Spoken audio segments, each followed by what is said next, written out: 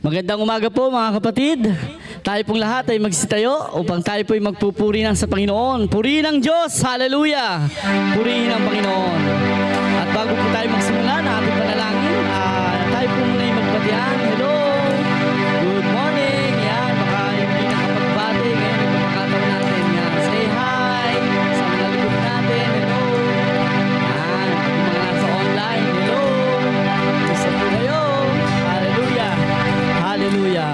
Mga kapatid, tayo po ilalapit sa Panginoon. Alam niyo po yung mga ganitong gawain na ang pagpupuri o ang pagsamba ay napakabuti at napakasarap. Sa mga dito, makikipaglayo tayo sa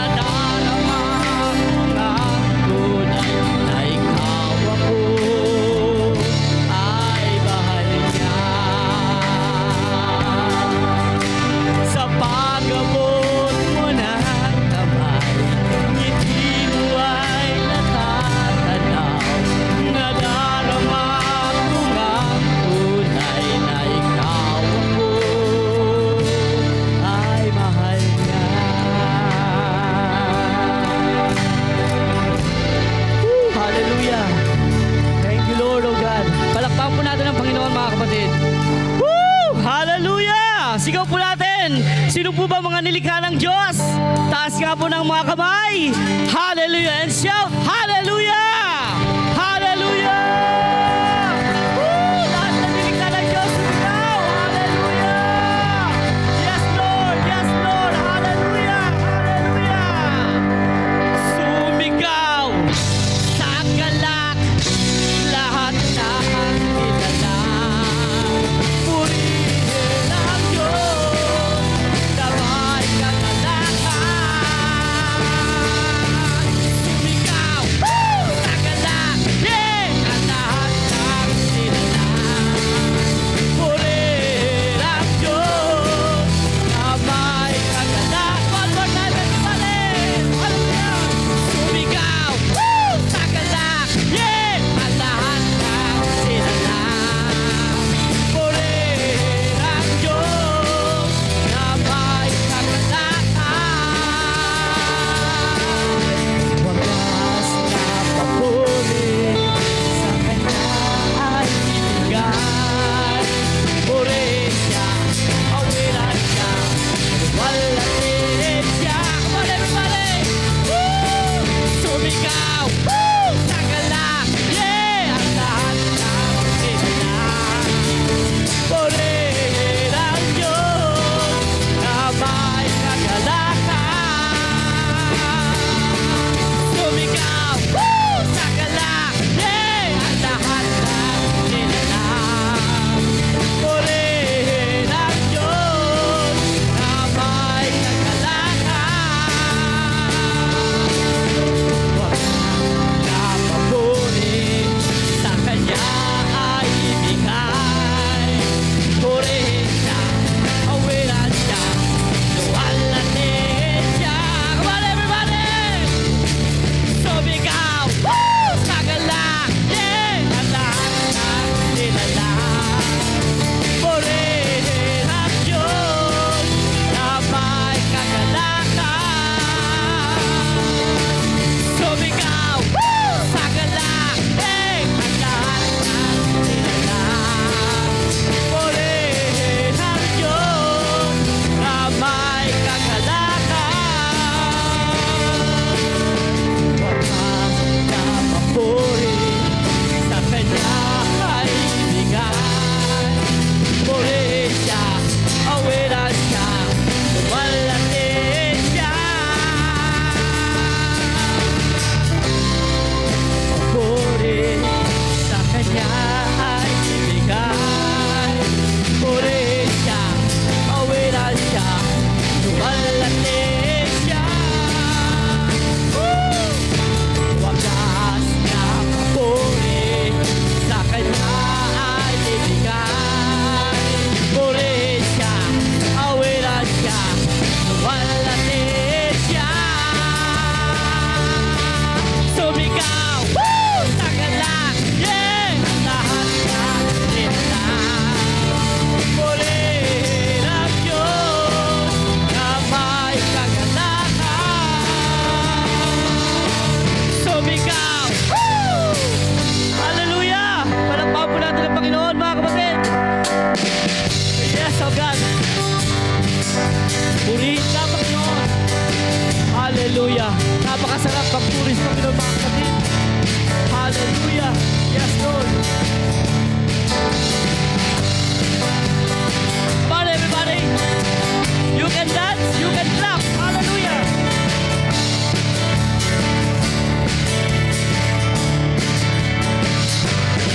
Magagawa natin ang lahat ng bagay, ang lahat ng bagay sa mundo. Ang isang bagay, hindi magagawa ng isa. Marunong na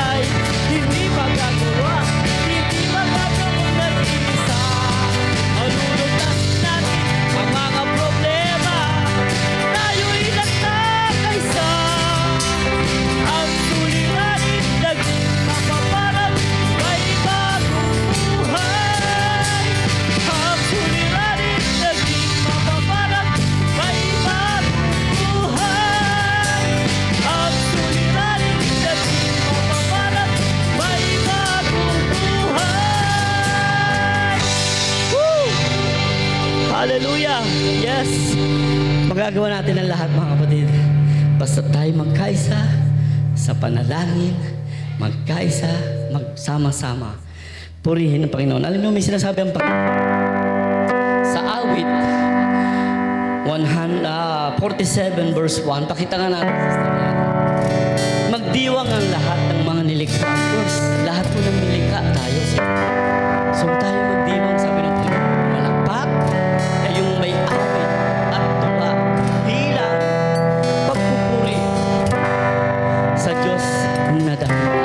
Kaya mga kapatid, ang ating ginagawa ay tunay na pagpupuri sa Panginoon, sapagkat ang Panginoon ay naghahanap ng tunay na magpupuri at sasamba sa Kanya. Kaya tayo ay Kanyang minahal, dapat palitan din natin ang pagmamahal na ibinigay niya sa atin. Hallelujah. Oh, thank you, Lord. Thank you, Lord, sa iyong pagmamahal, sa iyong biyaya, sa patuloy mo may pagbabago sa aming buhay. Paggabay, pagbibigay ng proteksyon, pagbibigay ng kalingan, pagbibigay ng kalakasan. At sa araw-araw namin buhay, sa lahat ng aming pangangailangan, tayo sa needs, Lord, ay lagi kang para sa amin. Thank you. Tunay kang buhay at tunay kang dakila. Kaya sa araw na ito, ay ang ikaw naman ang aming mahalin at aming sambahin. We bless your name, Lord. We bless your name, Jesus. Yes, Lord. Minamahal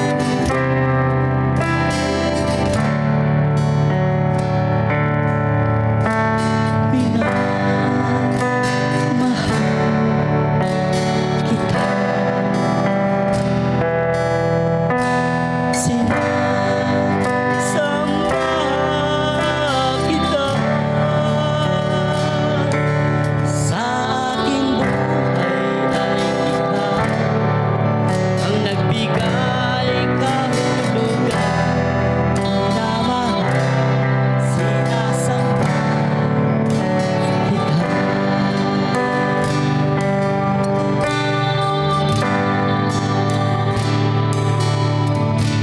Minamahal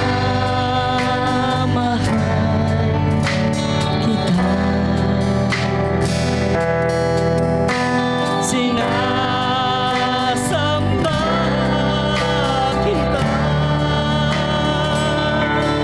Sa aking buhay ay ikaw ang nagbigay kahulugan.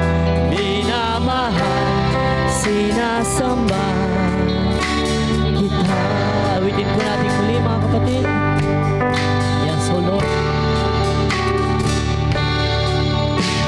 Minamahal kita. Sinasamba kita. Sa aking buhay ay ikaw ang nagbigay kahulugan. Minamahal, sinasamba kita. Sa aking buhay ay ikaw ang nagbigay kahulugan. Minamahal, sinasamba kita. Sa aking buhay ay ikaw ang nagbigay kahulugan. Minamahal, sinasamba kita. Yes, Lord. Sa aming buhay, kung hindi ka namin nakilala, Lord, useless ang aming buhay, Panginoon. Ikaw, Lord, ang nagbibigay sa aming buhay ngayon na kung anong buhay meron kami. Bagamat sa kabila man ng mga pagsubok at mga bagay na hirap dito sa mundo, Panginoon, You are the one who give us peace, Lord. At anumang bagay ang aming hilingin, Panginoon, Lord, ito man ay magkapay meron o wala, still, O God, meron kaming kapayapaan na kung saan sa aming buhay, alam namin may pag-asa sapagkat Ikaw ang Diyos ng pag-asa, Panginoon. At ang pagmamahal na ibinigay mo sa amin, Lord, ay higit pa sa pagmamahal namin, Panginoon, na kung saan, Lord, ikaw lamang ang meron nito, Panginoon. At ito'y sinishare mo rin sa amin upang kami ay magmahal din sa mga taong hindi pa nakakilala sa iyo, Panginoon. Lord, Father, hayaan mo, Ama, sa aming buhay ay magkaroon ng isa-isa, Panginoon. At hindi mabaliwala ang anuman meron kami. Maging sa aming mga tungkulin ay pagyamanin namin, Panginoon. Lord, sa aming pagsamba ay tunay na makita sa aming puso ang tunay na pagtotoo na ikaw ang aming pinupuri at sinasamba. Sa aming buhay, Lord, mag-reflect, Panginoon, ang mga words na aming naririnig mula sa iyo, Panginoon. Ang mga mensahe mo, ang mga nais mo, ang mga kalooban mo, Panginoon, ay mag-work, O Lord, sa aming buhay, Panginoon. Ikaw lamang ang aming Diyos, O God. Ikaw lamang ang aming buhay, o ikaw lamang ang aming pag-asa, Panginoon. Oh, hallelujah. Oh, come on everybody. Hallelujah. Let's worship again the Lord our God. He is the great God. He is the great King. Hallelujah. Yes, O Lord. Sa aming buhay. Sa aming buhay ay ikaw ang nagbigay kahulugan, minamahal, sinasamba kita. Sa aming buhay ay ikaw ang nagbigay kahulugan, minamahal, sinasamba kita. Yes, O Lord, sa aming buhay ay ikaw ang nagbigay kahulugan, minamahal, sinasamba kita. Minamahal, sinasamba kita. Minamahal, sinasamba kita. Yes, Lord. Sinasamba ka namin, Panginoon. Maging sa pagmulat pa lang namin, O Lord, ikaw, Panginoon, na aming pinasasalamatan at tunay na pinupuri, Panginoon. Hallelujah. Lord, tanggapin mo ang aming papuri, ang aming pasasalamat, Panginoon. Hallelujah, Lord. Yes, O God. Yes, Jesus.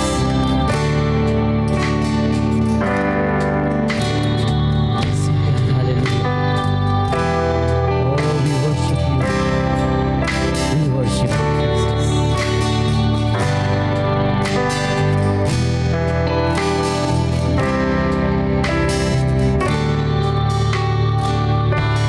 Pagising sa umaga,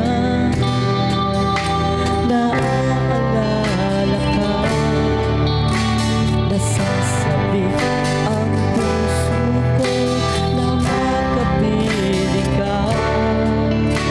Umaawit, sumasamba, sumasayaw sa'yo, naghihintay ng pangungusap mo. Pagising sa umaga, naaalala ka, nasasabik ang puso ko na makapiling ka.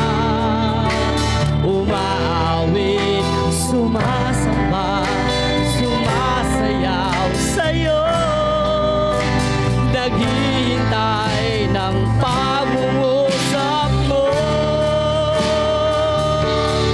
Ayaw kong magkulang sa kapangyarihan mo. Ayaw kong magkulang sa kabanalan mo. Jesus, dakila ka, tanging sandigan ko. Lakas ko ay nanggagaling sa'yo. Yes, O Lord. Pagising sa umaga,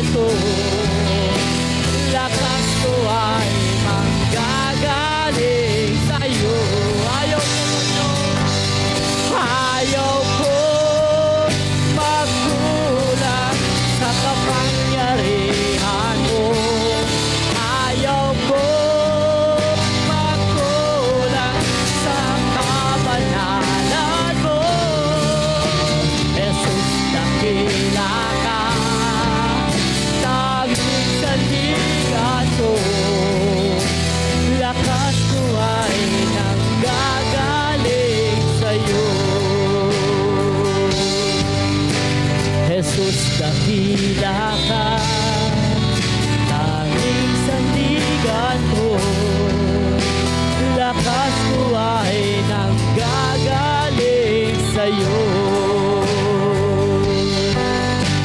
Jesus, dakila ka, tanging sandigan ko, lakas ko ay nanggagaling sa'yo. Lakas ko ay nanggagaling sa'yo. Lakas ko ay nanggagaling sa'yo. Lakas ko ay nanggagaling sa'yo. Yes, Lord. Ang lakas namin, Panginoon. Sa'yo nang gagaling, Lord. Nadataon man kami, Lord, pero lumalakas dahil sa'yo, Panginoon. Wala man kami, Panginoon, pero nagkakaroon because of you, O God. You are the great God. And you are the great King, Jesus. At hindi kami nagkamali, Panginoon, ng manampalataya at sumamba sa iyo at purihin ka sapagkat ikaw, Panginoon, ang tunay na Diyos na nagbibigay sigla, buhay sa amin, Panginoon. Magpapala, biyaya, lahat, Panginoon. Ikaw lamang, Panginoon. Oh, hallelujah. Mga kapatid, mga magulang, mga anak, hallelujah. Patuloy nating purihin ang Panginoon. Let's open our mouth and say something to God. Magpasalamat tayo, isigaw natin sa Kanya ang buong pasasalamat natin na magtakila at magsamba sa Kanya. Oh, Lord, we thank you, Father. Ikaw lamang ang aming sinasamba, dinadakila.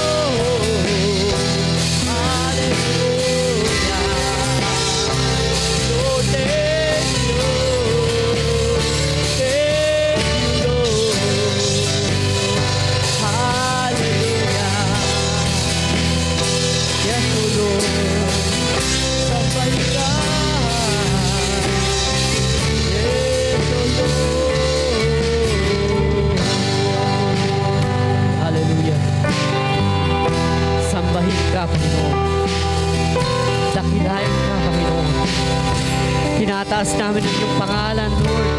At ikaw lamang ang aming sinasamba, ikaw lamang ang aming pinupuri, ikaw lamang ang aming dinadakila, itinataas sa umagang ito, Panginoon, in our own life, O Lord, O God. Panginoon, ikaw lamang ang dakila, ikaw lamang ang tapat.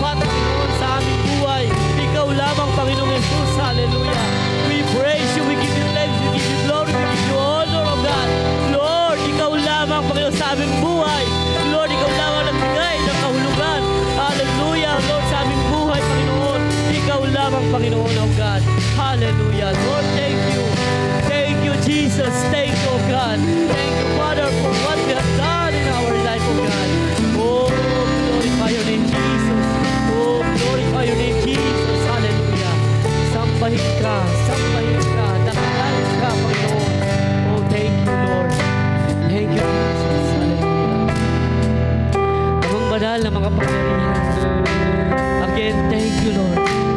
Thank you for your wonderful presence. Lord, salamat. At ikaw, Lord, ang puri namin pupurihin. Sasambahin ka dahil ito ang lahat ng aming papuri at pagsamba. Anging pangalan ni Jesus. And everybody say, Amen and Amen. Palakpak po natin ang Panginoon, mga kapatid. Hallelujah. Woo! Glory to God. Glory to God. Tayo po'y makapunan in the presence of God. Hallelujah.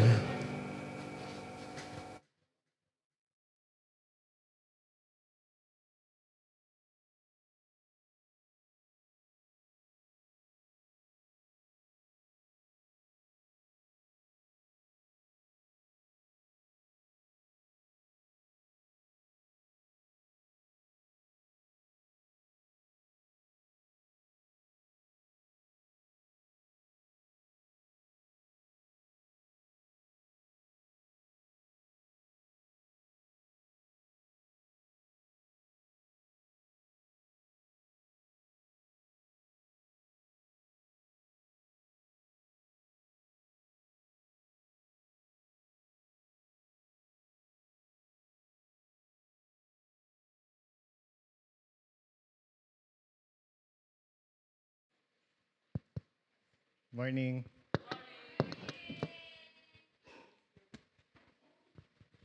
Before tayo mag-start, pwede na mag-CR muna yung iba. Kuha ng drinks. Okay. Wala? Okay. Sige. Batiin muna natin si Sar J. Sardenia. Invite ni Chelsea. Invite. Tama ba yun? Invite? Hindi. Okay. Tapos, okay.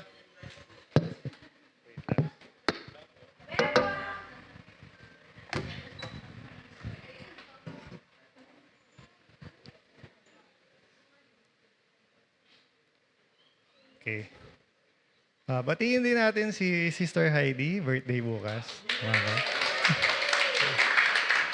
Okay.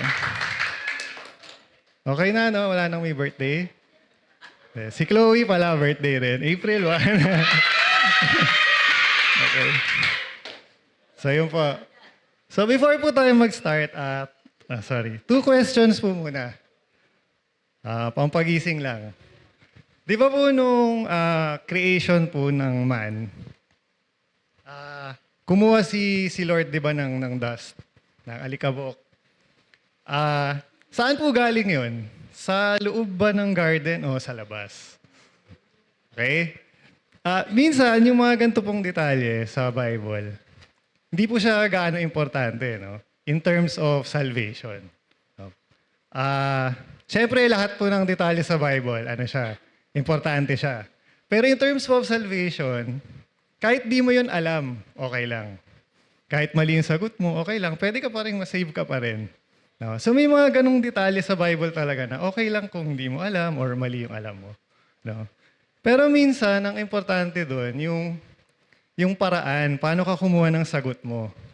Kasi it will reflect kung paano tayo bumubuo ng theology natin or doktrina. No, kung paano natin sinasagot yung mga question natin sa Bible. Okay? Tapos, ang next question, pag tinatanong tayo, tungkol saan ba ang Genesis 1 and 2? Okay? Yun kasi yung pag-uusapan natin ngayon. Genesis 1 and 2. Usually, ang sagot po na nasa isip natin, creation po, di ba? Creation. Yun yung una nating naisip. Genesis 1 and 2, it's about creation. Pero kung titignan po natin, kunwari sa ibang medium or art, kunwari ibang libro or pelikula, for example, kunwari Harry Potter, kunwari. Kahit na ginastosan yung special effects or yung production team, kunwari may budget, tayo na viewers or nagbabasa, alam natin na yung school ng mga wizard, hindi yun yung topic. Diba? Alam natin na si Harry Potter pa rin yung bida. Okay? So, same dun sa question na una, dito nakikita minsan natin na paano natin siya tinitignan, yung Bible. Minsan kasi nawawala yung focus natin dun sa mismong topic.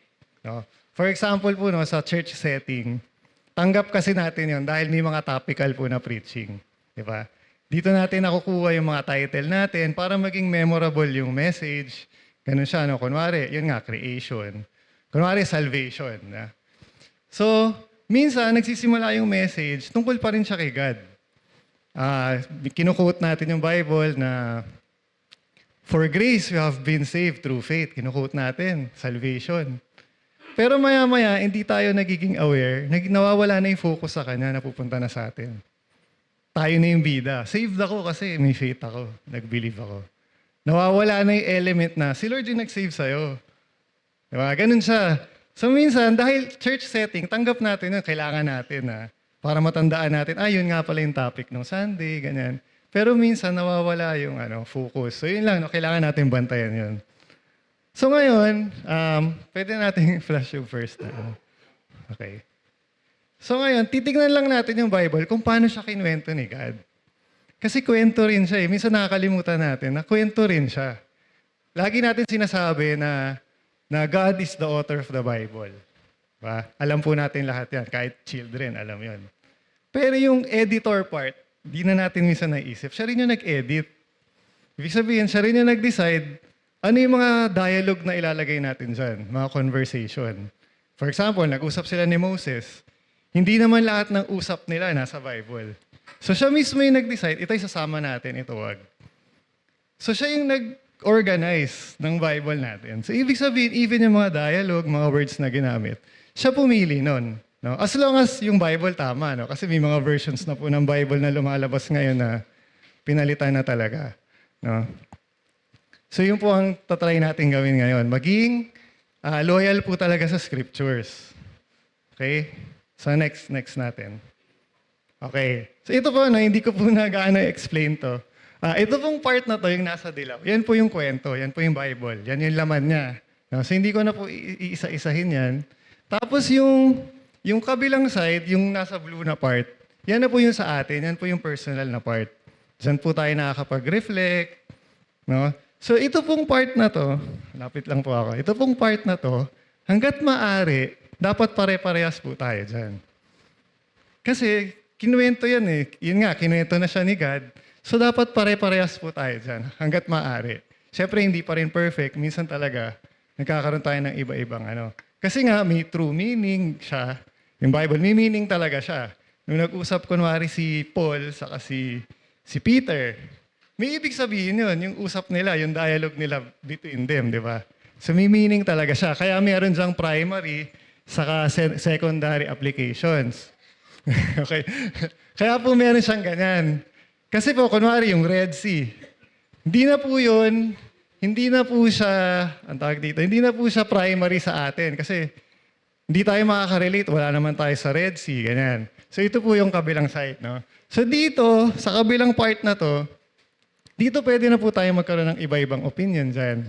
Okay, so ibig sabihin, yung true meaning po na intended po ng Bible, saka lang po magkakaroon ng effect sa atin. Saka po tayo nagkakaroon ng iba-ibang opinion or theory or wisdom. Okay? So ito po yung magbibigay ng meaning sa atin. Kung narinig nyo na po akong magtanong minsan na ito yung meaning sa akin, sa'yo anong meaning? Di ba? Sinasabi po natin madalas yan, di ba? Iba-iba yung meaning ng Bible. No? Kung sa akin niyo po yung narinig, hindi po ako literal. Ito po yung tinutukoy ko yung nasa blue na part. Yung meaning sa inyo. Okay? Kasi ito, hindi na po pwedeng magbago talaga siya. Next year po, pag nag-Genesis tayo, Genesis 1, 6 days pa rin po yung laman nun. Tapos ang day 1, let there be light pa rin. Diba? Hindi siya magbabago. Yung meaning ng light, ganun pa rin yun. Okay, so hindi natin pwedeng palitan yung mga words para lang makuha natin yung meaning na gusto nating ituro. Okay, so yan lang po yung chart na yan. Okay, next. Okay, ito po yung magiging rules po natin sa pag-aral ngayon. Dito po sa una, my thoughts are nothing like your thoughts. No? Si God po yung nagsasalita. Nothing like your thoughts. And my ways are far beyond anything. So far beyond anything you could imagine. So, in-establish dito na siya talaga yung God, tayo tao. Iba talaga yung isip niya, iba siya mag-isip, iba yung mga paraan niya. No? Importante po ito kasi minsan, nahihirapan tayo i-reconcile yung mga turo. No? For example, sinabi niya sa Exodus na, do not kill. Diba? Do not kill. Nagbigay siya ng command. So ngayon tayo, tinanggap natin yon. Nagkaroon tayo ngayon ng limitation. Diba? Nagkaroon tayo ng boundaries. Okay, bawal to. Bawal pumatay. Diba? So nagkaroon ngayon tayo ng mindset na hanggang dito lang tayo. Bawal natin to gawin. Ngayon yung problema, nangyayari, pagdating sa Exodus, paano yung Red Sea? Paano natin explain yun? Ang daming namatay sa Red Sea.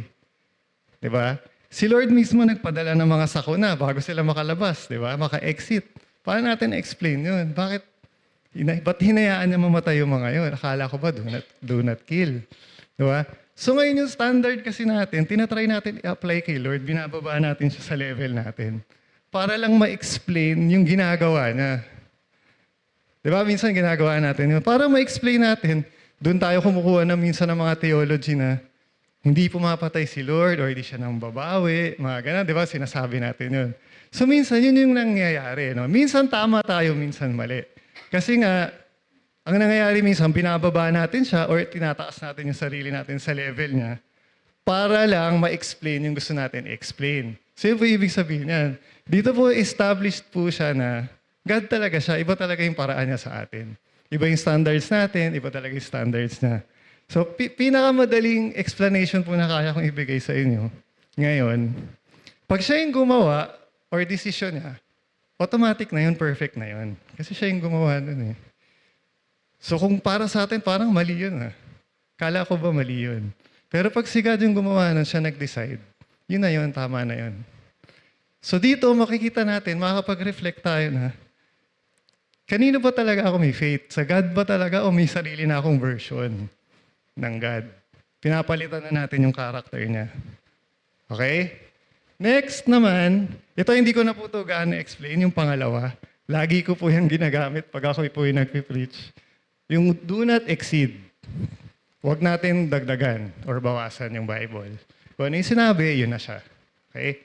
Tapos yung next, ito naman, hindi ko rin siya gaano explain yung mismong meaning ng text. Ang kukunin lang natin dito, yung mindset ni Paul nung sinulat na yan. Nakikita kasi natin dito na, sabi niya dito, I would rather speak 5 understandable words to help others than 10,000 words in an unknown language. So, ibig sabihin si Paul, may mind siya na gusto niya maintindihan siya. Okay? Gusto niya makapag-communicate siya ng tama. So, may effort sa side niya na kailangan maintindihan tong sinusulat ko. So, gusto niya talagang mag-abot ng tao. Okay? So, ibig sabihin, hindi po puzzle ang Bible. Hindi siya sinulat para mahirapan tayo intindihin.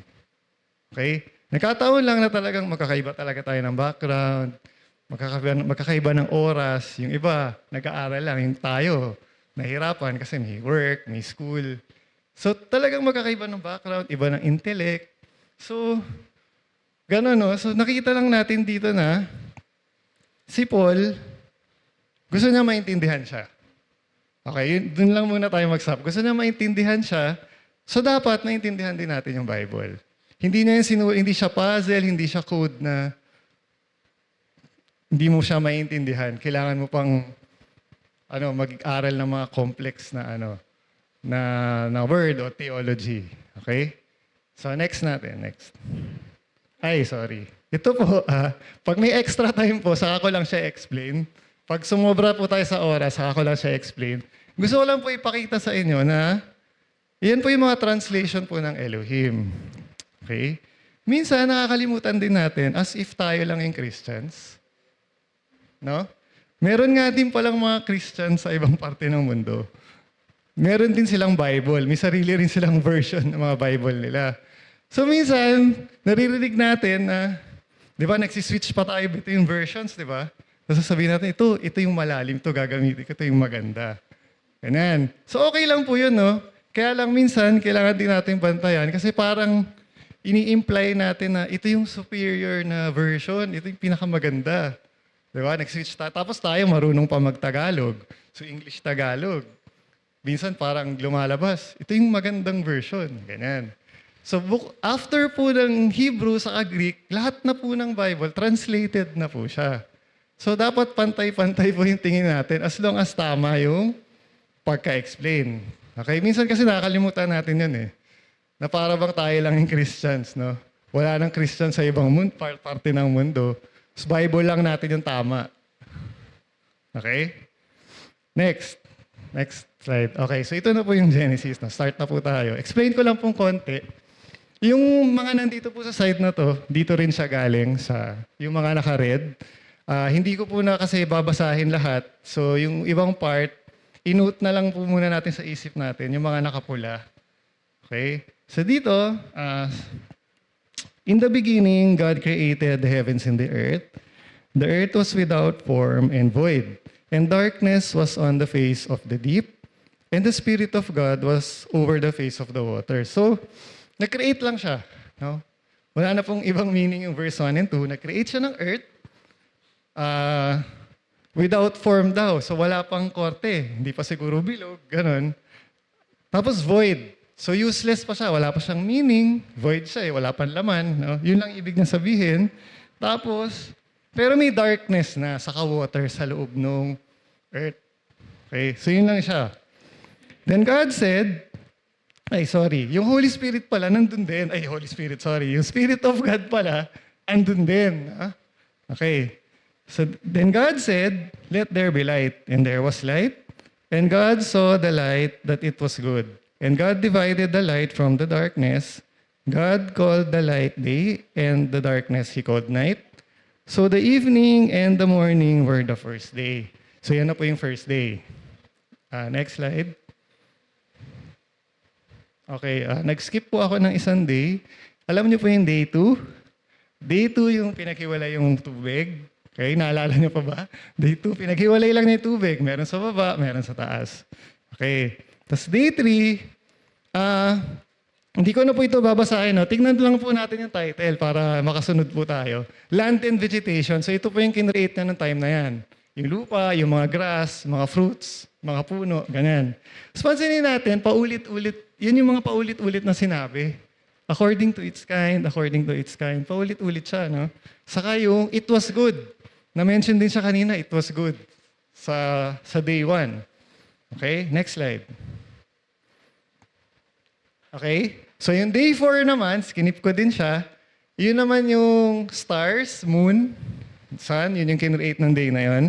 Tapos dito, ganun ulit siya. According to its kind, yung mga sea creatures, no?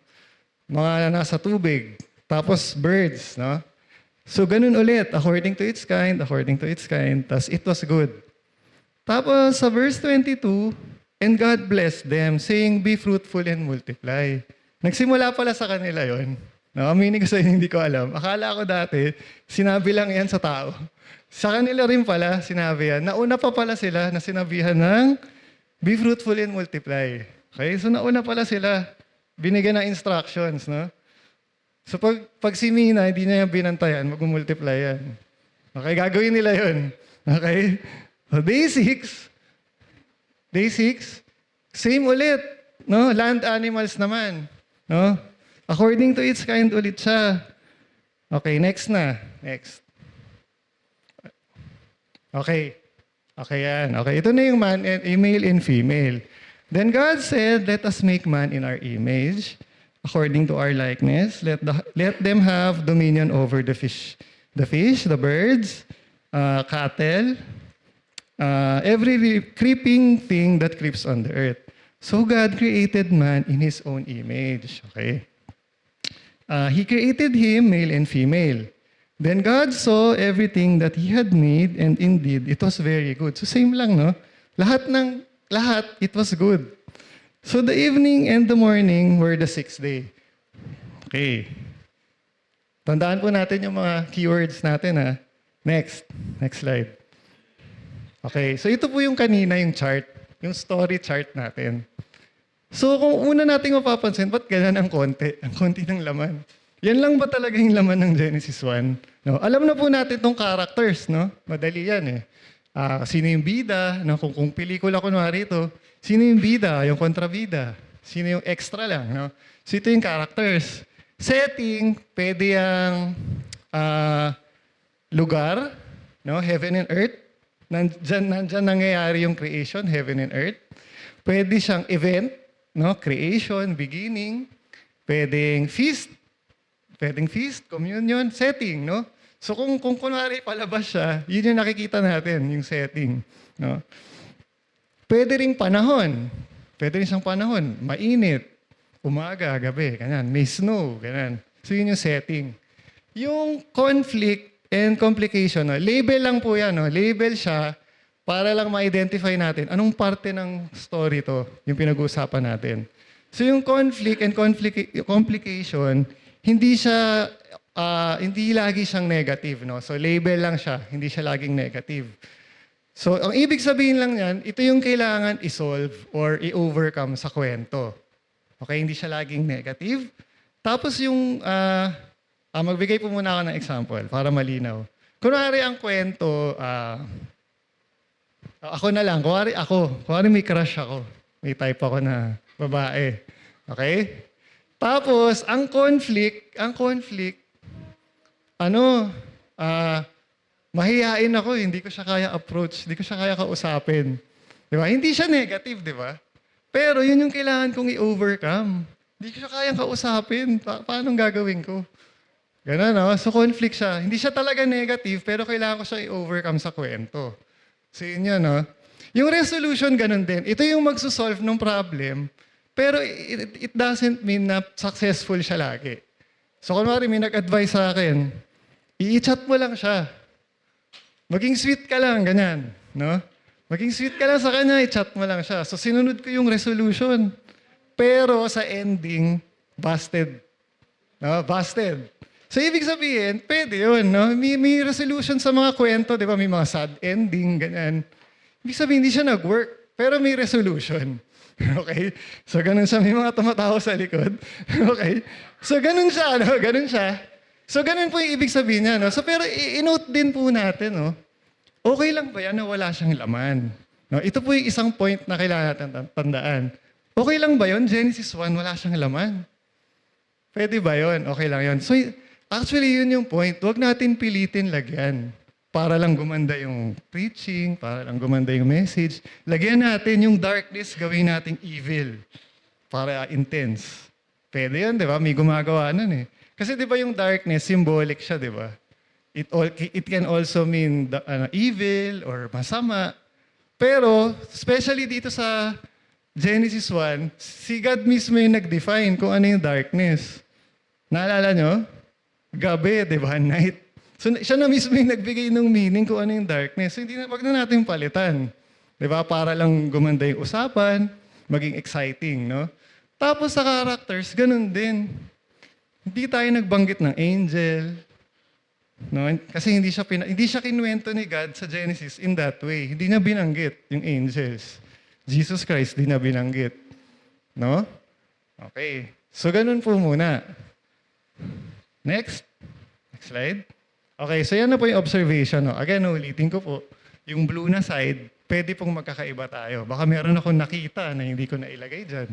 Pwede po yun. Or baka meron akong nalagay dyan na ngayon hindi nyo nakita. Ganun, no?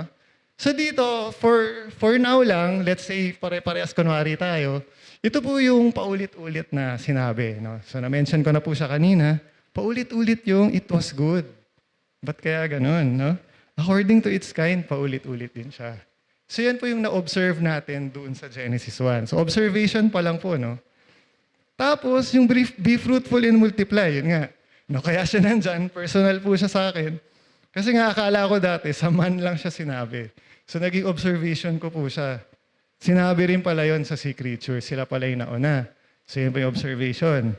So kung napapansin nyo, lahat to galing dito. Wala na tayong pinalitan, no? Sa story na part. Tapos, male and female created on the 6th day. Importante po to for timeline. Kasi kung meron ng male, kung meron ng male, tapos wala pang female, ibig sabihin, nasa 6th day pa rin tayo. Okay, so makakatulong po yan mamaya sa Genesis 2, kung sa timeline po natin, kung nasa ang araw na tayo. Okay? Tapos, humanity created in His likeness and image. Ito po, importante po to. Isa po siya sa mga pinaka-importante po sa Genesis 1. Bakit kaya kinwento pa ni God yung Genesis 1? Di ba po, alam natin na si Moses po yung nagsulat ng first 5 books. Bakit kaya hindi na lang nag-start sa Exodus? Doon po siya nabuhay, di ba? Bakit kaya natin kailangan pa malaman yung kwento ng Genesis? Especially in creation. Pwede namang di na natin malaman to. Kay Abraham na kagad, no? Ito po, no? Created in His likeness. Hindi po halata, pero complete contrast po siya dun sa mga naunang creation. Iba po yung created in His likeness according to its kind. Okay? Si God po, hindi siya nag-create ng another God. Humans po ang kin-create niya. Okay? Kaya ako po ito mini-mention kasi meron pong theology na Little God's Theology. Narinig niyo na po ba yan?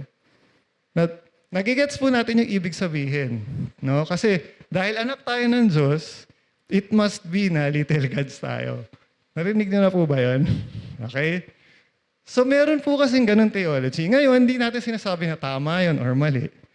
Pero again, it's much safer kung mag-stick na lang tayo sa scriptures. Kasi hindi natin mapuprove, never sinabi yan ng scriptures eh. Na little gods din tayo. Di ba? So, dito pa lang, makakapag-reflect na tayo sa simula kung sino yung God na meron tayo, anong klaseng God meron tayo. Kaya makita nyo sa reflection, maaring pare-parehas ulit tayo or magkakaiba. Ganyan siya. Nakilala natin siya through creation. Okay? So nakilala natin siya na good siya, creator siya. No? Pwedeng mas specific na reflection. Kuwari, may problema ka, kaya niyang mag-create ng situation. Di ba? Naririnig natin yan. So pwedeng ganung reflection. Na-remind ka na, nga pala yung God ko, kaya niyang mag-create. Nagsalita lang siya dito di ba? Sa Genesis 1. So, yung kwento na yun, okay na yun, di ba? Na ganun lang siya. Or kailangan, boring ba na yan lang yung matututunan natin sa Genesis 1? Hindi naman, di ba?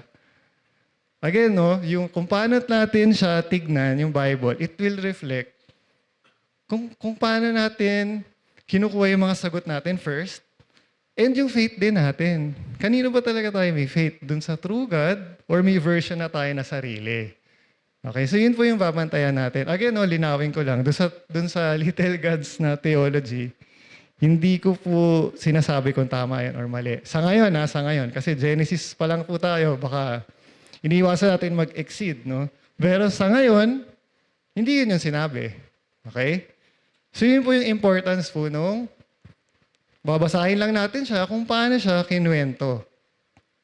Okay. Next slide. Okay, so skip na po muna natin yan. Same lang po yan doon sa nauna. Next slide. Okay, so kaya po nag-iba kasi yung from God sa Genesis 1, Lord God na po yung gamit dito. And yung Lord po, translated po siya as Yahweh sa Hebrew. Okay? Tapos Lord siya sa English.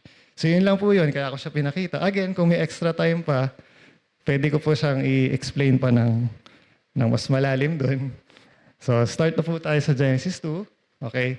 So thus the heavens and the earth and all the host of them were finished. And on the seventh day, God ended His work which He had done. And He rested on the seventh day from all His work which He had done.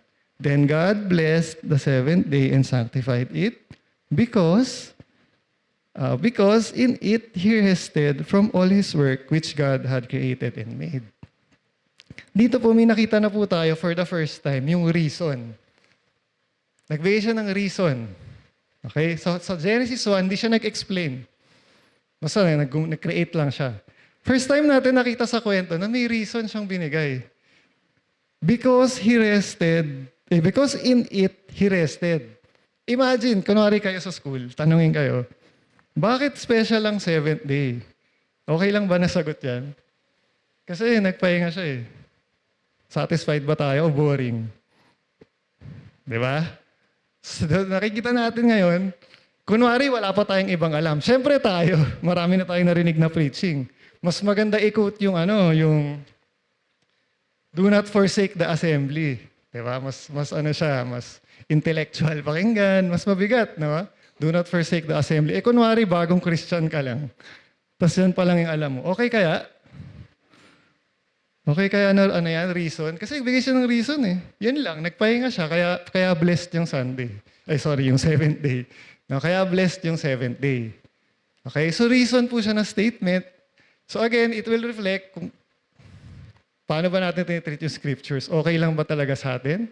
Di ba, napansin nyo, lagi natin minimension, may faith tayo kay God. May faith tayo kay Lord, kay Jesus Christ.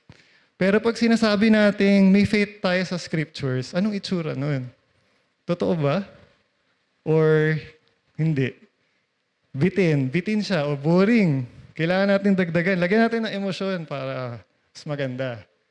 Right? So makapag-reflect tayo sa ganung part. Okay? Tapos dito sa verse 4, okay, so ano lang po ito? Summary ng creation. Next slide po tayo. Next slide. Okay, the Lord God's intentionality. Dito nakita lang natin yung intention niya na kaya niya gagawin yung man. No? Nakita natin dito na wala pa raw kasing titil ng ground or manage ng earth, kaya ganyan pa yung nangyayari. No? Nakita natin na may plano siya. Hindi lang siya basta nag-create lang kasi bored siya. Ganun. Okay? Tapos, example po to, no, ng, yung kanina minention ko, nagsiswitch tayo ng translation. Sa English, sabi dito, but a mist went up from the earth and watered the whole face of the ground. Tapos before niyan sabi, wala pa raw ulan. No? Sa English, meron pong scientific na word para ma-describe kung ano yung nangyayari dyan. Pero wala silang simpleng salita lang, no, na one word lang na ma-describe yan. No? Kung ako po tatanungin, hindi ko po alam kung tama. No? Hindi ba yan ambon? Di ba umaambon? Right?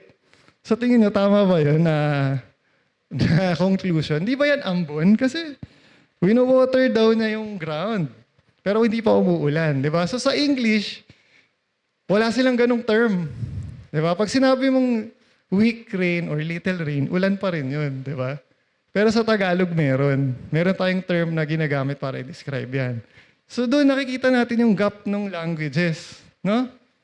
Parang kaya tayo minsan nagsiswitch ng versions kasi gusto natin ma-explain yung isang bagay, no? Again, no, hindi ako clear dyan, no? Sinasabi ko lang na yung itsura yung imagery nito, parang ganun, di ba? Kasi umaangat daw yung tubig, sinuhugasan yung ground, pero wala pang ulan. No? So, nagbigay lang po ako ng example yung differences po ng translation kung bakit ganun. Bakit kailangan natin i-consider yung iba-ibang pag-translate ng word. Okay? Verse 7, and the Lord God formed man of the dust of the ground and breathed into his nostrils the breath of life, and man became a living being. So ito na po yung nag-form na siya ng man. Next. Next slide. Okay? The Lord God planted a garden eastward in Eden, and there he put the man whom he had formed. Dito, sa Genesis 1 kanina, parang nagsasalita lang si God, no? Dito napansin natin parang mas involved sa creation. Parang active siya, parang meron siyang ginagawa. No, kanina finorm daw niya yung man. Kumuha siya ng dust. Di ba? Dito naman nagplant naman siya ng garden, no? Specific sa detalye, may detail na binibigay. Tapos out of the ground, the Lord God made every tree grow that is pleasant to the sight and good for food. The tree of life was also in the midst of the garden, and the tree of the knowledge of good and evil. Dito po, again, importante po ulit itong part na to. Sa Genesis 1, sabi, created raw yung heavens and earth. Ay, yung earth daw, wala pang form. Di ba? Sabi natin kanina, wala pa raw siyang form. Tapos, void, darkness and waters lang yun nandun. And yung Spirit of God, present siya. Dito naman, nagplant daw siya ng garden. No? He made every tree grow. So siya yung nagpatubo lahat nung laman ng garden. Di ba? The tree of life was also in the midst of the garden. And the tree of the knowledge of good and evil. So again, no, meron kasing another theory akong ibigay sa inyo kung hindi niyo pa alam. Meron kasing, nakalimutan ko yung name ng theory na yun. Nakalimutan ko siya. Basta merong nagsasabi na sa time daw nito, dahil nandito na si Lucifer, nag-fall na siya, fallen angel na siya, siya raw yung nagtanim niyan. Yung tree of knowledge of good and evil. So meron pong ganong theory. Again, theory lang po siya kasi hindi natin siya kaya i-prove in scriptures. No? Pwedeng tama, pwedeng hindi. Nasa sa inyo na po yun. Sa ngayon, kasi nga, no, sorry po. Sa ngayon kasi, tinatry lang natin magkwento. So, hindi ko po gaano talaga ine-explain for, for reflection. So, dito kasi, so yun po yung theory, no? Si Lucifer daw yung nagtanim niyan. Sa tingin ko po, ang reason bakit po nabuo yung theory na yon, again, because of yung pag nire-reconcile natin yung standards natin with God. 'Di ba? Parang, paano yan nagawa nung God ko? 'Di ba? Perfect yung God ko, holy siya. Bakit siya magtatanim ng something na good and evil? Diba? So doon po tayo nahihirapan sa part na yan. Tinatry natin i-reconcile yung standard natin na ito kasi yung masama, ito kasi yung mabuti. Hindi na yan gagawin. So minsan gano'n. So ako naman yun, personal ko lang po yun. Feeling ko yun po yung naging ugat. Kaya nabuo yung theory na yun. Kasi tinatry natin i-reconcile yung sarili nating capacity, mind, intellect. Tapos ginagawa nating equal siya kay God. Na applicable din siya kay God. Okay? Tapos, even in grammar po, mahirap po siyang i-prove. No? Kung naniniwala po tayo sa theory na yon, ano pong itsura nun? No? So, nagtatanim siya, tapos nandun na yung tree. Kasi sabi natin, tinanim na siya ni Lucifer. Ganun po yung itsura niya, no? In terms po of grammar. Kung titignan natin yung kwento na yon, tapos maniniwala tayo, ganun yung itsura niya. Nagtatanim si Lord, tapos nandun na yung tree. Pero magiging inconsistent. Kasi, dapat nandun na yung tree of life din. Di ba? Grammatically, dapat, kung maniniwala tayo sa statement na yon, dapat parehas silang nakatanim na. Sino nagtanim nun? Nagsa-start pa lang siya magtanim ng garden, di ba? Tapos sabi pa, every tree grows, siya raw yung nagpatubo. Okay? So again, hindi siya 100%, pero may mga clues na po tayo. Nasa Genesis 2 pa lang tayo, so wag po muna tayo ng conclusion natin. So far, yan po yung detalye na meron tayo. Okay? And then, the Lord God took the man and put him in the Garden of Eden to tend and keep it. No? Next clue po natin to sa question ko kanina. Saan galing yung dust? Dito parang sa labas ng garden. Sure, no, hindi pa tayo sure, no? Pero parang dito ganun siya. Okay? Kasi nagplant muna siya bago na nilagay si Adam sa garden. Okay? Hindi po siya definite na answer, pero may mga clues na po tayo. Okay? Next slide. Okay, so ito po alam na po ito ng lahat. Ito na po yung rule na bawal kainin yung fruit ng tree of knowledge of good and evil. Tapos, you shall surely die ang consequence. Diba? Alam na po natin lahat yan. Tapos, first time din natin nakita yung it is not good na salita. It is not good that man should be alone. I will make a helper comparable to him. Okay? So dito, meron changes. May nakita tayong bago. Okay? Next. Okay. The Lord God's will. In the Lord God caused a deep sleep to fall on Adam. And he slept, and he took one of his ribs, and closed up the flesh in its place. Then the rib which the Lord had taken from man, he made into a woman, and he brought her to the man. So dito, nakita natin yung will niya. Okay? Another theology or doctrine, lahat po tayo naniniwala na si God, may will siya. Di ba?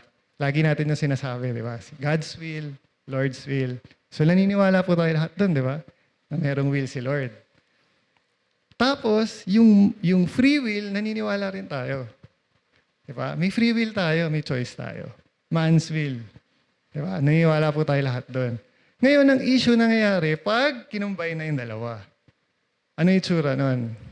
May limitations ba pag pinagsama natin sila? Right? Kasi dito, parang wala namang nagawa si Adam dyan eh. Di ba? Kinuha lang ni Lord yung ribs niya, pinatulog na si Adam. Di ba? Sa time ni Noah, nagpaalam ba siya? May baha, okay lang. Wala, di ba? Ginagawa lang na yung will niya. So minsan, hindi natin again ma-reconcile yung mga ganong idea.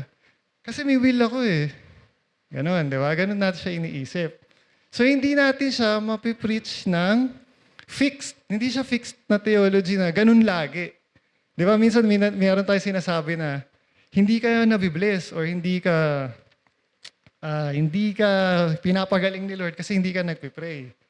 May truth po doon, kaya tayo nahihirapan. May truth doon. Siyempre, minsan ganun talaga. Pero hindi lagi. Kasi, mangyayari, ini-imply natin na mas malakas yung will natin sa Kanya. Ibig sabihin, may gusto siyang gawin, hindi niya magawa dahil sa'yo. Ganun po yung nagiging itsura noon. Implied po na parang, hindi makagalaw si Lord kasi ayaw ko. Right? Minsan, pinaayaan na yun mangyari. Di ba? Minsan, hinahayaan na yun mangyari, pero hindi siya lagi. So, hindi natin pwedeng i-preach na pag hindi mo gusto, pag hindi mo siya in-invite, hindi siya gagalaw. Di po ba? Madali naman po umagri doon, di ba? Even yung sa Job, yung series ni Brother Vic, ang daming example, di ba? Na si Lord ginagawa lang niya yung gusto niya despite yung will natin. Okay? So dito, sa umpisa pa lang, pinakita niya na yun, gagawin niya kung anong gusto niya for His glory or for His plan. No? So dito, kita natin, pinatulog na si Adam, tapos kinuha niya yung ribs. Nag-create siya ng woman. Okay? And then, okay, therefore a man shall leave his father and mother and be joined to his wife, and they shall become one flesh. And they were both naked, the man and his wife, and were not ashamed. Dito, nagbigay ulit ng reason. No? Kinukut po ito hanggang New Testament. No, so wala pa pong law dito, di ba? Wala pang law. Pero meron ng reason kung bakit okay lang or dapat na yung man and wife bubukod. No? Bubukod siya. So okay lang po yun. Na yung mag-asawa, iiwan na nila yung magulang nila. Acceptable po siya. Kasi dito pa lang, in-establish na siya. Binanggit na yung father and mother. Wala namang father and mother si Adam and Eve, di ba? So, ibig sabihin, again, no, yung question na, enough ba sa atin yun na reason? Pwede ba nating i-quote ito na, sabi ni Lord, ano daw kailangan i-leave yung parents or pwedeng bumukod. No? Tayo, blessed tayo sa Philippines kasi tanggap natin yan na sa culture natin. Na ganun talaga. No? And okay lang din kung hindi bubukod. Ganun po tayo, yung kultura ng Pilipinas. So, hindi po sa atin mahirap yan, yung scripture na yan. Pero sa iba kasi, ginagamit nila pang trap. Di ba? Hindi ka pwedeng bumukod, dito ka pa rin. Ganyan. Or baliktad, umalis ka na. Ganyan. Di ba? So, nagagamit yung scripture na abuse po siya. So, dito may reason na po tayong first reason bakit siya pwede. Okay? Next. Next slide. So, okay. So, yan po ulit yung story po natin. So, may mga konti lang po na nagbago. Yung God nga, naging Lord God siya. Tapos, yung male and female, naging specific na siya. Adam and his wife na. No? So hindi pa siya Eve. Sa chapter 3 pa siya magiging Eve. Tapos setting, nadagdagan tayo ng Garden of Eden. Tapos nagkaroon ng 6th and 7th day. Naging specific tayo sa 6th and 7th day. Tapos yung conflict natin and complication, okay lang po kahit hindi na natin yan isama. Kasi hindi naman talaga siya conflict. Nilagay ko lang siya dyan para makita natin paano nag-work po itong chart. No? So dito nakita na kailangan yung man magkaroon ng kasama. So ang naging resolution niya agad, yung mag-create ng helper. Okay? Next slide. So again, no, dito po sa observation natin and reflection, na-discuss na po natin yan habang nagbabasa po tayo. So yan din po yun. Pero nakilala ulit natin si Lord. Nadagdagan po yung mga alam natin. No? So ibig sabihin yung creation po na account, sapat na po yun na message na kahit yan po lang po yung matutunan natin, okay na po siya. Kasi nakikilala natin si God. Again, no, minsan kasi nawawala yun. Ang importante po sa lahat, yung makilala natin siya. And makapag-reflect po ng maayos. No? So dito nadagdagan po yung alam natin sa Kanya. Active pala siya, personal. Gusto na involve siya dun sa creation nga. Hindi lang siya basta nag-create lang, bahala na kayo dyan. Hindi siya ganun. Tapos, organized siya. Nakita na rin natin kanina yan. Pwede namang 1 day lang yung creation. Bakit? 6 days pa. So organized siya, may plano siya. Tapos may purpose. No? Tapos thoughtful siya. Nakita natin na nagbigay pa siya ng animals kay Adam sa garden. Tapos nag-create pa siya ng helper ni Adam. No? So nakita natin yun. Tapos ruler din siya. Nakita natin na merong siyang binigay na mga rules, bawal to kainin, ganyan, may consequences yung actions natin. Ganun siya, no? Ngayon, ang tanong natin, reflection natin sa sarili natin, hanggang dito lang po kasi yung na-prepare ko na kwento. Pero meron po dito hanggang Genesis 3 para po masagot natin yung question natin na saan galing yung dust, no? Pero before po tayo mag-move, kasi marami pa po tayong time, reflect po muna tayo dito sa part na to. Kasi, again, ang goal natin is makilala si God. No? Makapag-reflect tayo ng maayos sa kung ano yung natututunan natin tungkol sa Kanya. Yun po yung importante. Kaya tayo nag-aaral, kaya tayo nagbabasa ng Bible, hindi para gumaling or malaman yung Bible. Kailangan ma-apply natin yung true meaning niya, yung dito sa side na to, yung kwento, makuha natin kung bakit siya kinikwento ni God, and then we apply sa sarili natin. No? So nakita natin na ganyan si God.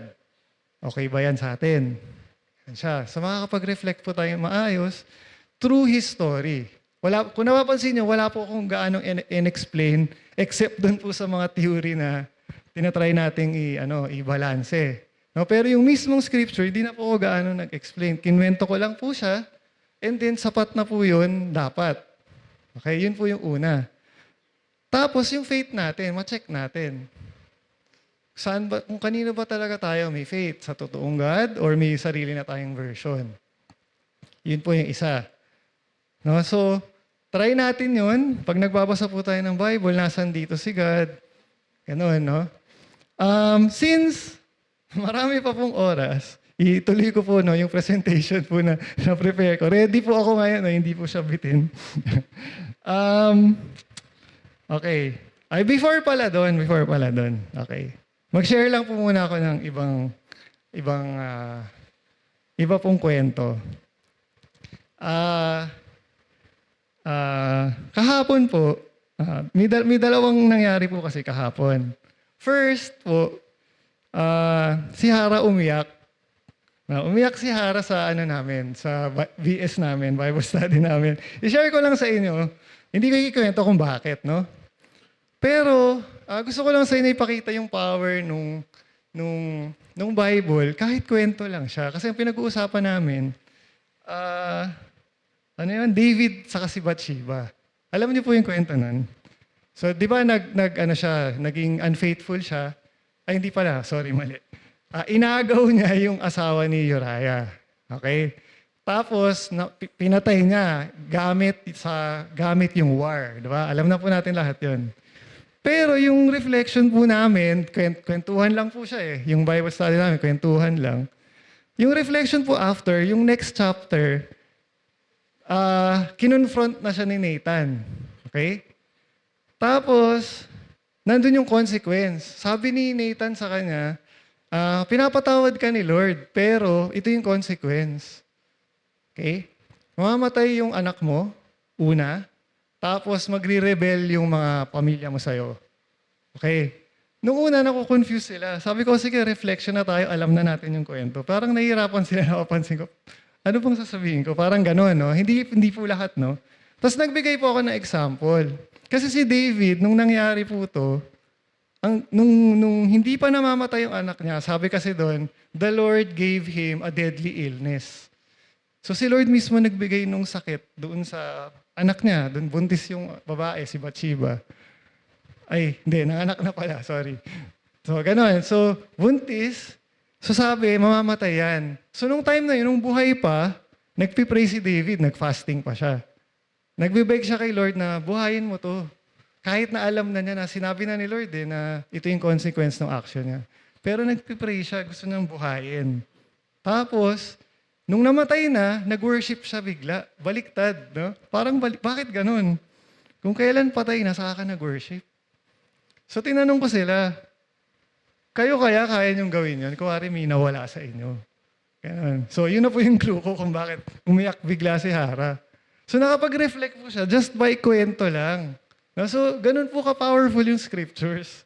Kwento lang po siya, tapos, basta makuha mo yung meaning nung mismong kwento, and then gamitin mo siya for reflection. Tignan mo yung nangyayari, yung emosyon ng mga karakter. Kahit na hindi siya tungkol sa'yo. Minsan kasi yun yung temptation ng sa mga preachers. Gusto namin minsan gawin tungkol sa atin to. No? Minsan yun po yung fault natin, mga preachers. No? Minsan na-excite tayo na nakakalimutan natin na kunwari, yung isang promise para sa Israel, kunwari siya, kiniklaim natin na, hindi, sa akin yan, gano'n. Minsan ganun tayo, minsan nagkakamali tayo sa mga ganung area. So pero hindi na natin siya kailangan gawin. Basta maintindihan lang natin, bakit na ito ginawa para sa taon to, ganyan. So yun po yung unang kwento, no? Yung power po ng scriptures. Na-experience po namin siya sa youth. Kwentuhan lang po ang nangyayari. Bihira po kami mag-explain ng mga malalalim po na theology. Tapos next po, ito secret po to, so hindi ko po madidetalye. No? Nag-usap po kami ni Tita Tess kahapon. Hindi ko po ito didetalye kasi secret po namin to. Pero sasabihin ko lang, hindi ito tungkol kay Song. No? Hindi ito tungkol kay Song, hindi ito tungkol kay Lida. So safe kayo, safe kayo. Basta may pinag-uusapan kami ni Tita Tess. No? Kung napansin mo, Tita, kahapon, habang nakikwento ka, nakangiti po ako. Kasi yung buong week, nasa isip ko na po siya. Plan B ko siya na if ever may time pa ako, sasabihin ko to. So nang nagkikwento si Tita, nagsishare siya, nagtatanong siya sa akin about Bible, ganyan. Nag-usap lang kami tungkol sa Bible. Napag-usapan namin yung about reputation ng isang Christian. Gaano siya kahalaga. Okay? Nag-ano po ako, nagmimix po ako ng words no, para hindi ma-obvious. Kasi nga, secret po namin siya. About reputation siya. Ang point po na, di ko po alam kung tama yung pagkaintindi ko. Ang point po ni Tita Tess doon, paano mag-work yung word kung damage yung reputation ng isang tao? Bigay po ako ng example. No? Medyo graphic po, no? Para ma-picture po natin. Kunwari, ako na lang para walang masaktan. Kunwari, pinagsamantalahan ko kunwari si Heart. Okay, pinagsamantalahan ko siya. May ginawa ako masama. Tapos next week, magpipreach ako. Sa tingin niyo ba magiging effective yung word ko sa kanya? Or sa parents? Baka mamaya hindi na sila umattend. Di ba? Inalaw ng elders yan mag-preach after nung ginawa niya. Di ba? Makakapag-cause siya minsan ng stumbling block. Tama ba yung term? Makakapag-cause siya ng ganun, di ba? Minsan, dahil church po tayo, syempre pinapatakbo po natin yung church, mahirap i-balance eh. yung mga ganong situation, di ba? Mahirap siya i-balance kasi minsan sinasabi natin na kasalanan na ng listener yun kung i-judge na yung preacher. Tama naman yun, di ba? Kasi kung word of God is word of God, kahit sino magsasalita. Sa Old Testament, nakita natin, di ba? Even false prophets, inaalaw ni Lord, bahala kayo mag-preach. Kasi tinitest na, even yung listeners. Nakinig kayo sa false prophet, kasalanan niya yan. Yung consequence, mga experience nyo pa rin. So okay yun, given siya, naintindihan natin na, yes, fault din siya ng listener. Pero fault din yun natin as preachers kung meron tayong ginawang masama. Tapos, yun yung mag-cause na hindi na umattend si Hart kasi galit siya sa akin. Ganun. Yung parents, kumari, wag na tayong umattend dyan. Si Brother Casey nagpipreach.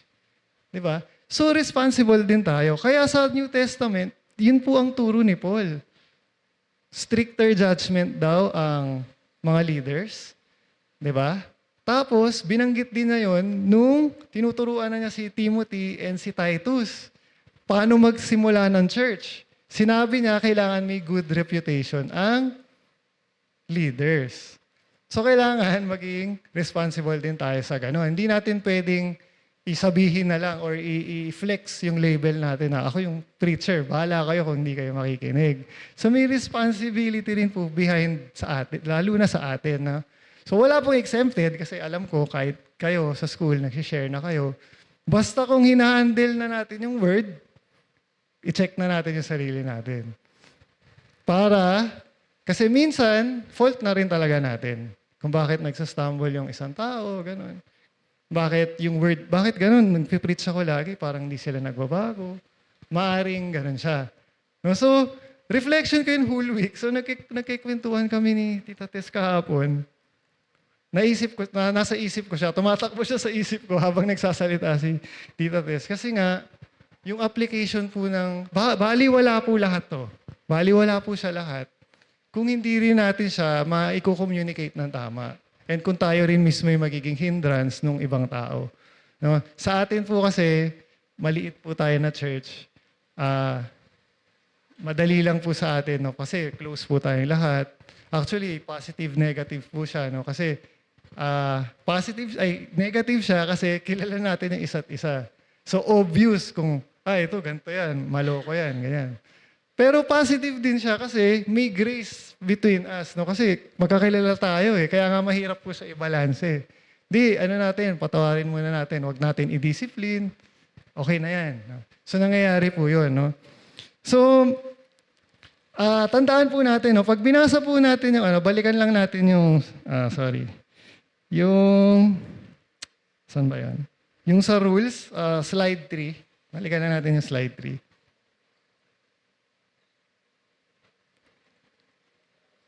Slide 3. Pinakataas, unang-unang part. Okay. Ito po yung recommend ko po na basahin. Yung Isaiah 55:8. Kasi dyan po, sinabi ni Lord na yung word daw niya, hindi babalik sa kanya ng empty or void. Okay? Word of God is word of God. Kahit sino po yung nagsasalita. Kung tama po sila, may effect pa rin po yun. Meron pa rin mangyayari doon. So sinabi na yan sa ending, pwede niya yung i-check, maganda yan basahin. Kasi sinabi niya dyan na, my word will not, hindi ko kaya i-quote ng diretso, no? Basta yung word raw niya, hindi yun babalik sa kanya ng empty or, no? Basta lagi siyang merong, mag-work siya lagi kahit sino yung nagsasalita. Yun yung una. Okay? Ngayon, yung mga judgments natin, mahirap talaga i-control yun. So, maiintindihan natin kung di na sila a-attend dahil meron akong ginawa. No? So, yun po yung una.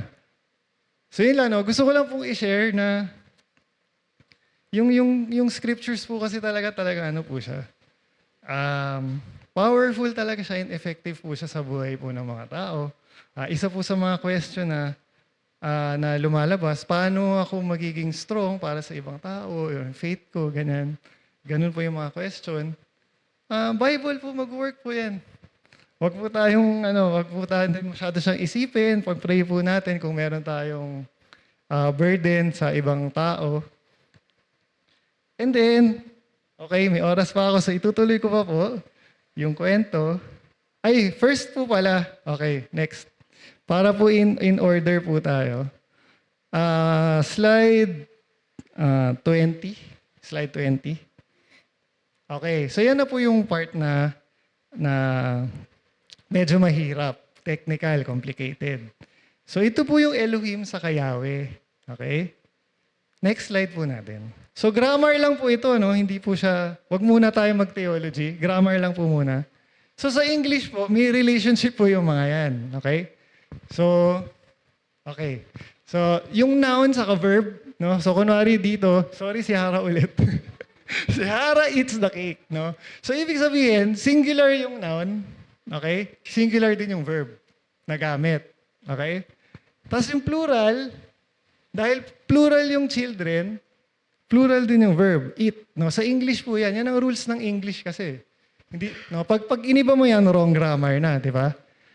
Yung pronoun, ganun din. So since babae si Hara, she yung pronoun na kasama niya. Okay? So ganun lang po yan. No? Grammar English, di ko na po gano'n explain. No? So plural, dapat plural din yung kasama niya. Okay? So yun lang po siya. Mabilis lang po to. Bibilisan ko lang. Saka yung pinaka-simpleng explanation lang po ang ibibigay ko. And then, next slide tayo. Okay, so dito po, in-explain yung Elohim na word. Kasi plural po yung Elohim. Dito po naguguluhan yung mga tao eh. Kasi plural siya. So bakit? Bakit hindi na lang tinranslate yung English na gods? Diba? Kung plural ang Elohim, bakit di na lang gods? Para mas madali, mas maliwanag. Kasi hindi yun kaya ng English. Hindi siya pwede sa English. Magiging tatlo. Diba? Magiging, it implies una numbers. So ilan yun? Kung plural, ilan siya? 6, 9, ganyan, no? So yun yung unang question. Tapos next, yung identity. So since marami sila, sino yung isa? Sino yung isa? Ganun po, di ba? Mahirap siya intindihin. So kung sinabi ko, 3 girls, sino yun? Tapos yung pronoun, hindi pwedeng she, kasi tatlo sila. So they dapat. Ganun po, di ba? Sa grammar lang po ito, no? Grammar lang po. Huwag po muna tayo mag-theology. So yan po yung Elohim. So dito, next slide natin. Next slide. So dito, ano to? Wait lang, sorry. Okay. So dito, yan yung sinasabi ko. Plural yung Elohim, pero yung pronoun niya, singular pa rin yung ginagamit sa Hebrew. Okay? So kung hindi niyo po naintindihan, okay lang po, no? Gusto ko lang po i-explain para magkaroon po tayo na idea. So even though Elohim yung ginamit, yung word po na ito, yung who, yung pronoun po na ginagamit, singular pa rin po siya. Sa English, hindi po pwede yun. Kung plural, plural din dapat. So ibig sabihin, grammatically, in Hebrew, gets nila yan, naintindihan nila yan. Siguro kaya Hebrew yung unang language, no? Para ma-explain yan, no? Tapos, even yung him, no? Yung third person na him, yung auto, singular din po siya. So, hindi siya mag-prepare. Kung English, pag pinag-uusapan, hindi pwede. So, talagang in English, mahirapan talaga tayo explain yan. Next natin. So, ganun na po siya, no? Tuloy-tuloy na lang din po siya. Ganun din po sa verb. So, ang point lang po dito, yung translation po natin, talagang hindi siya maaabot. Yung Hebrew, talagang hindi po siya maaabot. Kasi hindi po mag-prepare yung nouns, yung pronouns, yung verbs, yung mga ganon. Tapos, bukod po dyan, skip ko na po yung mga magugulong part. Bukod po dyan, may experience din po sila. Okay? Marami pa pong slides dito, pero next time na po yun. May experience pa po sila regarding dito. Hindi po sila nagki-question. Hindi po sila nagki-question. For example po, no, sa time po ni Moses, kunwari, sa time ni Moses, nag-manifest si Lord sa kanila, naging clouds po siya, naging fire, mga ganon, di ba? Naging angel siya. May mga times pa na naging man din siya. Tapos nare-realize nila after, si Lord pala yung kausap ko. May mga ganong kwento sa Old Testament. Na-realize, ay si Lord pala yun. Hindi nila agad na-realize, ay yung cloud si Lord pala yun. So parang kung i-imaginein mo, sabay-sabay sila nandun, isang pangalan lang yung ginagamit nila. Sabay-sabay sila nandun, nakikita nila, uy, clouds, uy, fire, angel. Sabay-sabay siyang nandun, pero isang name lang yung ginagamit nila. Diba? Tayo, mahirap sa atin maintindihan. Ba't ganun? Diba? Yun yung una. Na-experience nila. No? So, sila, hindi na sila nagki-question. Ilan ba siya? Isa? Basta, ito yung name na binigay, tawagin mo ko na ganito. Parang ganun yung command ni God sa kanila. Tapos, paano natin na-explain, kunwari, si Lord, si Jesus Christ, kunwari. Sabi natin, si Lord, si Jesus Christ, nagkatawang tao siya. Di ba? Yun lagi natin sinasabi. Di ba? Nagkatawang tao siya, bumaba siya dito para makasama natin, isave tayo. No? So madali yun, nagkatawang tao siya. Ano pong itsura noon? Si God, nagkatawang tao, naging Jesus Christ. Ano pong itsura noon? Wala na po bang laman yung taas? Angels na lang ba naiwan doon? Pag-isipan po natin yun. Kung nagkatawang tao siya, sinong nandun sa taas? Right? Ngayon, ang pinakamadali pong explanation na mabibigay ko po sa inyo, sa ngayon, madali pong tanggapin yung God is everywhere. Di ba? Naniniwala po tayo God is everywhere. Pero nahihirapan po tayo, hindi pala nahihirapan. Nakakalimutan po natin minsan na God is everywhere at the same time. No? So pwedeng nandito siya, nandun din siya sa taas, nandun din siya sa ibang bansa. Di ba? Pwede yun, di ba? Kaya na yun gawin. Tapos even yung form. Pwedeng iba-iba ng form, sabay-sabay, everywhere. Di ba? Madali lang. Di pala madali. Ganun ko po siya napipicture. Kunwari, dito sa atin, dahil sa time natin ngayon, Holy Spirit na, no? Let's say, kunwari, nasa time tayo na to. Pwedeng nandito siya sa atin as spirit lang, pero sa North Korea, angel siya kasi may gera doon. Di ba? Pwedeng ganun, no? Pero nandito rin siya, andun din siya. Sabay-sabay, no? So yung concept na yun, again, tinatry natin siya explain, kaya tayo may mga word na ginagawa para lang ma-explain siya. Again, no, ang point lang po natin dito, matatanggap ba natin yung God talaga ng Bible or kailangan natin ng sariling version natin? Okay? Yun lang po yung main point ko dito sa ganyan, sa mga grammar. Hopefully, again, sana makapag-reflect po tayo na maayos. Matanggap natin na ito yung God natin eh. Tapos yung Bible, kwento niya yan talaga eh. Hindi siya tungkol kay David, supporting role lang lahat yun. Ginagamit lang natin sila. Even tayo, supporting role lang din tayo. Okay? So, lahat ng pag-uusapan sa Bible, kahit Proverbs basahin natin, di ba? Kahit Proverbs basahin mo, wala namang eksena si God doon, di ba? Nag-share lang si Solomon ng mga wisdom. Tungkol pa rin kay God doon. Si God pa rin dapat yung makita natin, siya pa rin yung bida. Okay? Ang kailangan natin bantayan, yun nga, kung magsistick ba talaga tayo sa scriptures, sino ba talaga yung God natin? Kasi minsan na talaga, kahit naman ako, minsan na-excite sa mga binabasa, tapos parang masarap paglaruan minsan yung words, no, na ito yung meaning niyan. Yan. Actually, even kami nila Koy, di ba? May mga pinag-uusapan kami na may good God, may evil God. Yan. So, totoo ba yun, di ba? Pero for conversation's sake, minsan okay siya. Pero in preaching, medyo delikado po siya. Especially ganito, may youth na nakikinig, may children. So, kailangan natin siguro unahin yun.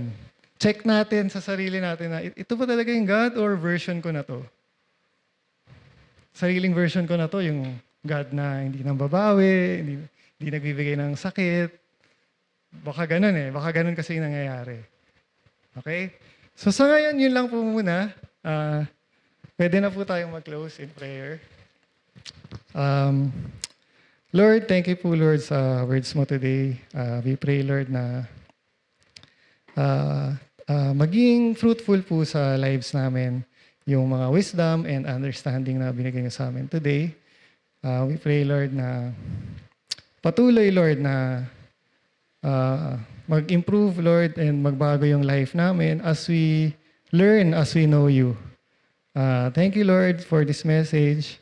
In Jesus' name, amen.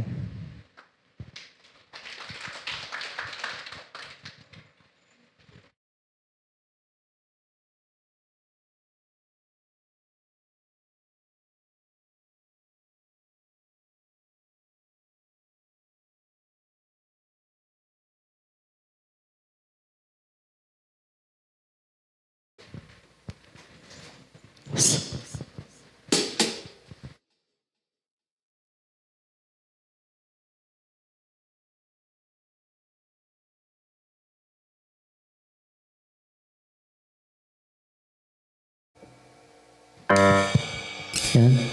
Praise God. Tayo po lahat ay tumayo, mga kapatid. Tayo muli magpasalamat sa kanyang mensahe. Bigay.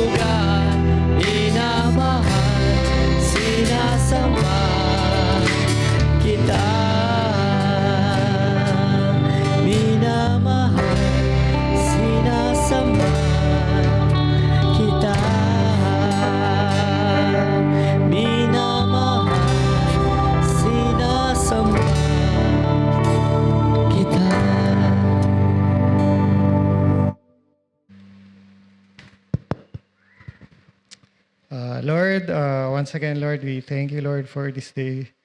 Thank you for all the blessings, provision, opportunities. We ask for forgiveness for all our sins, Lord, and shortcomings. We continue, Lord, to change, Lord, our mind and our heart. Align, Lord, our thoughts, our plans, our will, Lord, with yours. We pray, Lord, for your presence to continue, Lord, to be with us for the rest of the day. We pray, Lord, for wisdom, for protection, safety, peace, Lord, and joy, comfort in every situation. We pray, Lord, for fruitfulness, Lord, and productivity, Lord, for the whole day.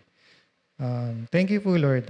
We give back all the praises, glory, honor, and thanksgiving. In Jesus' name, amen.